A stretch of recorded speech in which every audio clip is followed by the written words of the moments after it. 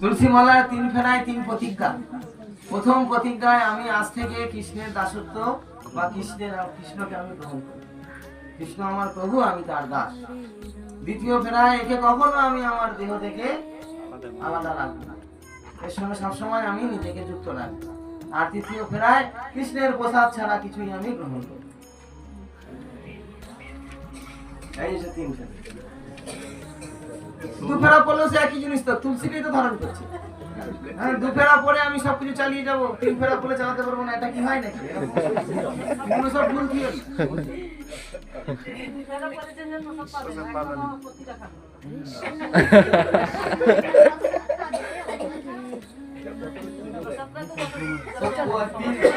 আমি যদি মনে করি 2 ফেরা পড়েছি, তো প্রসাদ কি আমার এই তুলসী ভেদ করে যায়? অন্যান্য যে খাবার, সেটা এই তুলসী ভেদ করেই তো পেটে যাবে।